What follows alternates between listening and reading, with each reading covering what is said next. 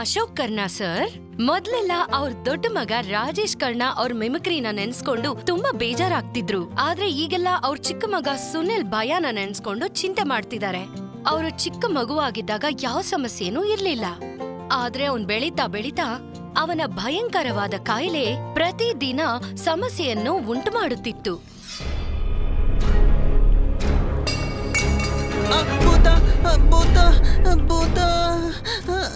ಅಣ್ಣ ಕಾಪಾಡೋಣ, ಭೂತ ಅಣ್ಣ ಕಾಪಾಡೋಣ, ಭೂತ ಭೂತ. ಎಲ್ಲಿದೆ ಎಲ್ಲಿದೆ ಭೂತ ಎಲ್ಲಿದೆ? ಆ ಟೇಬಲ್ ಹತ್ರ. ಅದು ಟೇಬಲ್ ಮೇಲಿದ್ದ ಗ್ಲಾಸ್ ನ ಕೆಳಗ್ ಬೀಳಿಸ್ತು. ಅರೆ ನಿಂಗೇನ್ ತಲೆ ಕೆಟ್ಟಿದ್ಯಾ ಹೇಳು? ನನ್ ನಿದ್ದೆ ಯಾಕೆ ಹಾಳು ಮಾಡ್ದೆ? ಅರೆ ಅರೆ ಅದು ಕಿಟಕಿಯಿಂದ ಬಂದಿರೋ ಗಾಳಿಯಿಂದ ಬಿದ್ದಿದೆ. ಏನಾಯ್ತು ಮಗನೇ, ಯಾಕೆ ಎದುರ್ಕೊಂಡೆ? ಅಪ್ಪ ಅವ್ರೆ ಕಿಟಕಿ ಗಾಳಿಗೆ ಲೋಟ ಬಿದ್ದೋಗಿದೆ. ಇವನ್ ಹೇಳ್ತಾನೆ ಭೂತ ಬೀಳ್ಸಿದೆ ಅಂತ. ಅಣ್ಣ ನನ್ ಜೊತೆ ಬಾತ್ರೂಮ್ ಬರ್ತೀಯಾ? ಅರ್ಜೆಂಟ್ ಆಗ್ತಿದೆ.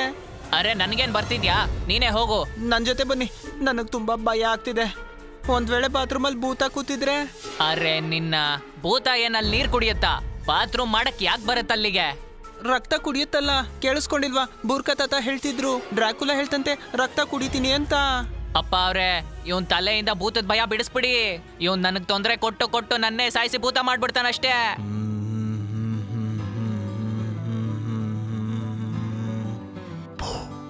ಹೇಳಿ ಕಣ್ಣ ಸಾಬ್, ಏನಾಯ್ತು ನಿಮ್ಮ ಮಗನ್ಗೆ? ಏನ್ ಹೇಳೋದು ಸಾರ್, ಈ ನನ್ ಮಗ ತುಂಬಾ ಹೆದರ್ಕೊಂತಾನೆ. ದೆವ್ವ ಅಂದ್ರೆ ತುಂಬಾ ಭಯ. ರಾತ್ರಿ ಕಣ್ಣ ಮುಚ್ಚಲೇನೂ ಆಡಲ್ಲ, ರಾತ್ರಿ ಎಲ್ಲ ಸೂಸು ಮಾಡೋಕ್ಕೂ ಹೋಗಲ್ಲ. ಇವ್ನ್ ಎಲ್ಲಿವರೆಗೂ ಅಂದ್ರೆ ಸಂಜೆ ಟ್ಯೂಷನ್ಗೆ ಹೋಗೋದು ಬಿಟ್ಬಿಟ್ಟಿದ್ದಾನೆ. ಏನಕ್ಕಂದ್ರೆ ಸಂಜೆ ಆದ್ಮೇಲೆ ಕತ್ಲಾಗತ್ತೆ ಅಂತ. ರಾತ್ರಿ ಆದ್ಮೇಲೆ ಆ ತೋಟದಿಂದಾನೇ ಬರ್ಬೇಕು ಇವನು.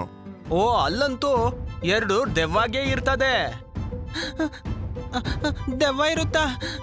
ನೋಡಿದ್ರಪ್ಪ, ನಾನ್ ಹೇಳ್ದೆ ತಾನೆ. ನೋಡಿ ಇವ್ರೆ, ಇವ್ನ್ ಹೆದರಿಕೆಯಿಂದ ಟ್ಯೂಷನ್ಗೆ ಹೋಗೋದೇ ಬಿಟ್ಟಿದ್ದಾನೆ. ಇನ್ನು ಯಾಕೆ ಹೆದರ್ಸ್ತಾ ಇದ್ದೀರಾ? ಹೆದರ್ಕೊಳ್ಳೋದು ಬೇಡ ಮಗು.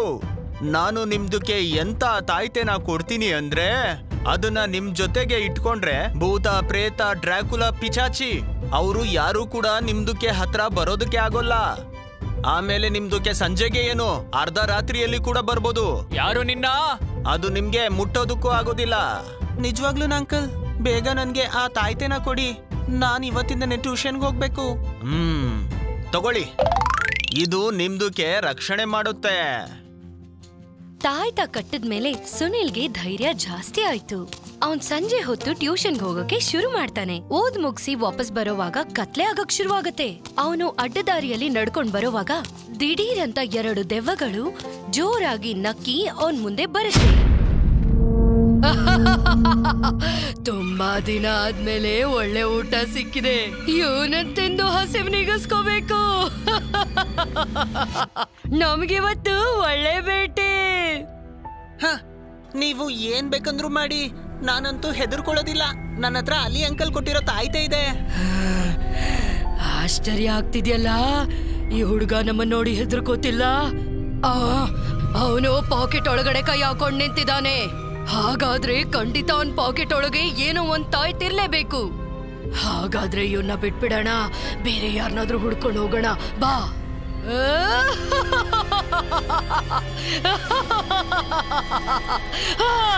ಮರುದಿನ ಆ ವಿಷಯವನ್ನ ತಾತ ಹತ್ರ ಮತ್ತೆ ಅವನ ಸ್ನೇಹಿತರ ಹತ್ರ ಹೇಳ್ತಾನೆ. ಎಲ್ರು ಕೇಳಿ ಹಾಗೆ ಆಶ್ಚರ್ಯ ಪಡ್ತಾರೆ. ಏನ್ ಹೇಳ್ತಾ ಇದ್ಯಾ ನೀನು? ತಾಯ್ತಾ ನೋಡ್ಕೊಂಡ್ ಭೂತ ಓಡೋಯ್ತಾ? ಅಯ್ಯೋ ನೋಡಿ ಅಲ್ಲ, ತಾಯ್ತೆ ನನ್ನ ಜೇಬಲ್ಲಿತ್ತು, ಅದ್ರ ಶಕ್ತಿಯಿಂದ ದೂಡೋಯ್ತು. ತಾತ ಅವ್ರೆ ಈ ತರ ಆಗತ್ತಾ ನಿಜವಾಗ್ಲು ಹೇಳಿ? ಅಯ್ಯೋ ಏಂತಕ್ಕಾಗೋದಿಲ್ಲ ನಾಟಿ ಪುಟ್ಟ. ಪೂಜೆ ಮತ್ತೆ ಆಶೀರ್ವಾದದಲ್ಲಿ ತುಂಬಾ ಶಕ್ತಿ ಇರುತ್ತೆ. ಇವತ್ ರಾತ್ರಿ ನಂಗೆ ಆಚೆ ಹೋಗೋದಿದೆ. ವಾಪಸ್ಸು ಅದೇ ಕಾಡಿನಿಂದ ಬರ್ಬೇಕು. ನಾನ್ ಯಾಕೆ ಇವನ್ ತಾಯ್ತಾ ಕದಿಬಾರ್ದು? ಆಗ ಭೂತ ನನ್ಗೇನು ಮಾಡಕ್ ಸಾಧ್ಯ ಇಲ್ಲ. ಸಂಜೆ ಹೊತ್ತು ಟ್ಯೂಷನ್ಗೆ ಹೋಗಕ್ಕೂ ಮುಂಚೆ ಸುನಿಲ್ ಫ್ರೆಶ್ ಆಗಕ್ಕೆ ಅಂತ ಬಾತ್ರೂಮ್ ಒಳಗಡೆ ಹೋಗ್ತಾನೆ. ಆವಾಗ ಪಕ್ಯ ರೂಮ್ ಒಳಗಡೆ ಬಂದು ಬೆಡ್ ಅಲ್ಲಿ ಇದ್ದಿದ್ದ ಅವನ್ ಪ್ಯಾಂಟ್ ಪಾಕೆಟ್ ಇಂದ ಆ ತಾಯತ್ತನ್ನ ತಗೊಂಡು ಅವನ್ ಪಾಕೆಟ್ ಒಳಗಡೆ ಹಾಕೊಂಡು ಸುಮ್ನೆ ಹೊರಟೋಗ್ತಾನೆ. ಅವನ್ ಹೊರಟು ಸ್ವಲ್ಪ ತಾದ್ಮೇಲೆ ಫ್ರೆಶ್ ಆಗಿ ಹೊರಗಡೆ ಬಂದ ಸುನಿಲ್ ಅವನ್ ಬ್ಯಾಗ್ ಅನ್ನ ತಗೊಂಡು ಹಾಗೆ ಹೊರಗಡೆ ಹೋಗ್ತಾನೆ. ಅಪ್ಪ, ಅಣ್ಣ, ನಾನ್ ಟ್ಯೂಷನ್ಗೆ ಹೋಗ್ತಿದ್ದೀನಿ. ಕತ್ಲಾಗಕ್ಕಿನ್ನ ಮುಂಚೆನೆ ಬಂದ್ಬಿಡು. ಡೋಂಟ್ ವರಿ ಅಪ್ಪ, ನನ್ನ ಹತ್ರ ತಾಯ್ತಾ ಇದೆಯಲ್ಲ, ಯಾರು ನನ್ನ ಏನು ಮಾಡಕ್ಕಾಗಲ್ಲ. ಅಲ್ ನೋಡು, ಹೊಸ್ದಾಗೆ ಊಟ ಬರ್ತಿದೆ, ಬಾ ಅವನನ್ನು ಹೋಗಿ ಹಿಡ್ಕೊಳ್ಳೋಣ. ತುಂಬಾ ದಿನ ಆದ್ಮೇಲೆ ಹಬ್ಬದೂಟ ಸಿಕ್ಕಿದೆ. ಇಲ್ಲ ಇಲ್ಲ ಇಲ್ಲ ಇಲ್ಲ ಇಲ್ಲ ಇಲ್ಲ, ನನ್ನ ಹತ್ರ ಮಾತ್ರ ಬರ್ಬೇಡ. ಅರೆ, ನಿನ್ ಪಕ್ಕದಲ್ಲಿ ಬರ್ದೆ ನಾನ್ ಹೇಗ್ ನಿನ್ ರಕ್ತ ಕುಡಿಲಿ ಹೇಳು? ನಿನ್ ತರ ಒಬ್ಬ ಸಿಕ್ರೆ ನಾವು ಬಿಟ್ಬಿಡಕ್ಕಾಗುತ್ತಾ? ಇವತ್ ನಮ್ಗೆ ಖಂಡಿತ ಹಬ್ಬದೂಟನೇ. ಬಿಟ್ಬಿಡು ಬಿಟ್ಬಿಡು ಬಿಟ್ಬಿಡು ಬಿಟ್ಬಿಡು ಬಿಟ್ಬಿಡು ಅಂತ. ಬಿಡ್ಬೇಕಾ? ತಗೋ, ಬಿಟ್ಬಿಟ್ಟೆ. ಅರೆ, ಇವ್ ನನ್ನ ಹತ್ರ ಬಂದ್ ಸಿಕ್ಕಾಕೊಂಡಲ್ಲ. ನನ್ ಕೈಯಲ್ಲೇ ಬಲಿ ಆಗ್ಬೇಕು ಅನ್ಕೊಂಡಿದ್ಯಾ? ಇಲ್ಲ ಇಲ್ಲ ಇಲ್ಲ ಇಲ್ಲ ಇಲ್ಲ, ಬಂದ್ಬಿಡು, ನನ್ ಹತ್ರ ಬಾ. ಯಾಕಂದ್ರೆ ನಂತರ ಒಳ್ಳೆ ದೆವ್ವನ ಈ ಕಾಡ್ನಲ್ಲಿ ನೀನ್ ಎಲ್ಲೂ ನೋಡಕ್ಕಾಗಲ್ಲ. ಬಿಟ್ಬಿಡು ನನ್ನ. ಹಿಡ್ಕೋ, ಅವನ್ನ ಹಿಡ್ಕೋ ಹಿಡ್ಕೋ. ದೆವ್ವದ ಕೈಯಲ್ಲಿ ಏಟ್ ತಿಂದಿದ್ ಪಕ್ಯ ಹೆದರ್ಕೊಂಡು ಅಲ್ಲಿಂದ ಓಡೋಡ್ಕೊಂಡು ಊರಿನೊಳಗಡೆ ಬರ್ತಾನೆ. ಅಲ್ಲಿ ತಾತ ಬೇರೆ ಹುಡುಗರ ಜೊತೆ ಕೂತ್ಕೊಂಡು ಕೇರಂ ಬೋರ್ಡ್ ಆಡ್ತಾ ಇರ್ತಾರೆ. ಓ, ಏನಾಯ್ತು ಪಕ್ಯ? ಯಾಕಿಷ್ಟೊಂದು ಗಾಬರಿ ಆಗಿದ್ಯಾ? ಏನ್ ಹೇಳಿ ನಿನ್ಗೆ? ಕಾಡ್ ದಾರಿಲ್ ಬರ್ತಿದ್ದೆ, 2 ಭೂತ ಸಿಕ್ಬಿಡ್ತು. ನನಗ್ ತುಂಬಾ ಹೊಡೀತು, ನನ್ ರಕ್ತ ಕುಡಿಯೋದ್ರಲ್ಲಿತ್ತು. ಎದ್ದು ಬಿದ್ದು ಅಂತ ಓಡ್ಕೊಂಡ್ ಬಂದೆ. ಮತ್ತೆ ನೀನ್ ನಮ್ ತಮ್ಮ ಸುನೀಲ್ ಜೊತೆ ಬರ್ಬೇಕಾಗಿತ್ತು ತಾನೆ?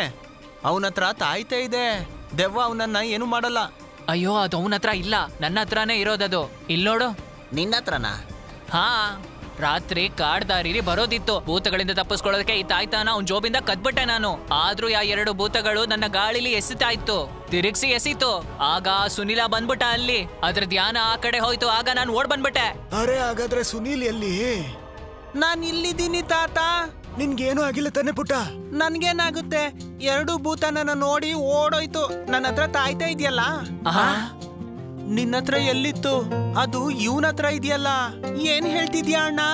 ತಾಯ್ತಾ ನನ್ನ ಹತ್ರನೇ. ಅರೆ ಹೌದು, ನನ್ ಜೋಬಲ್ ತಾಯ್ತೇನೆ ಇಲ್ಲ. ವಿಚಿತ್ರವಾಗಿದೆ. ಆದ್ರೂ ಕೂಡ ನನ್ನ ನೋಡಿ ಓಡೋಯ್ತಲ್ಲ ಭೂತ. ಆದ್ರೆ ನನ್ನ ಹತ್ರ ತಾಯ್ತಾ ಇದ್ರು ನಂಗೆ ಹೊಡಿತಲ್ಲ. ಹೇಗಿದು ತಾತ? ಪುಟ್ಟ, ನಿನ್ನ ಹತ್ರ ತಾಯ್ತಾ ಏನೋ ಇತ್ತು, ಆದ್ರೂ ಕೂಡ ನೀನ್ ಹೆದರ್ಕೊಂಡ್ಬಿಟ್ಟೆ. ಅದಕ್ಕೆ ಭೂತ ನಿನ್ನನ್ನ ಹೊಡಿತು. ಯಾಕಂದ್ರೆ ಭೂತ ಪ್ರೇತ ಯಾರನ್ನ ಹೊಡಿಯುತ್ತೆ, ಯಾರನ್ನ ಹೆದರ್ಸುತ್ತೆ ಅಂದ್ರೆ ಹೆದರ್ಕೊಳ್ಳೋರನ್ನ.